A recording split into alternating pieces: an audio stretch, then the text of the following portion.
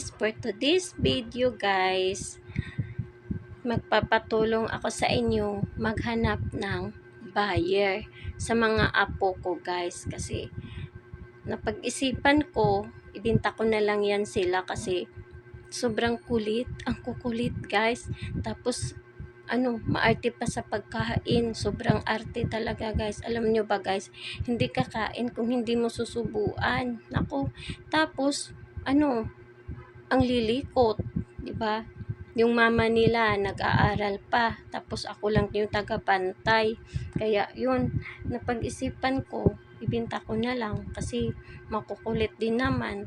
Siyempre, sa hirap pa naman ng buhay ngayon, ang mahal-mahal ng bigas, tapos ganyan lang yung mga apo mo, kain tulog lang, 'di ba?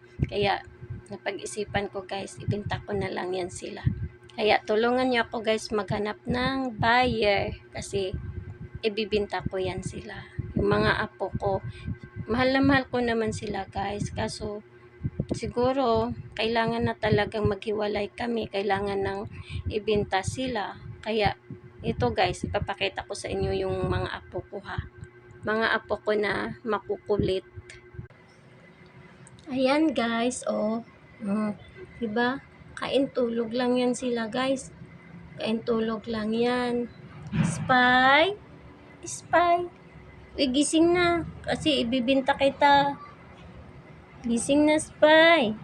Papakita mo yung mata mo, dali. Spy. Spy. Oh, diba? Diba guys? Ayaw talaga makinig. Makulit to eh. Malikot pa naman to. Kain tulog lang. Ayan, ang cute-cute yan. Spy. Gising nga eh. Gising. Patingin ng mata mo. Patingin ng mata. Spy. Patingin lang ng mata eh. Mata ayan ganda-ganda ng mata. Ayan guys. Tapos yung isa guys, papakita.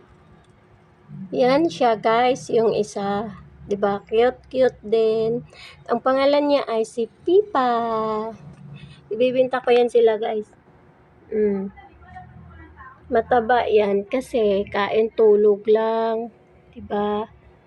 Kain tulog, ang arte-arte. Hindi nga yan manghuhuli ng daga eh. Kaya yan, napag-isipan ko, ibenta ko na lang.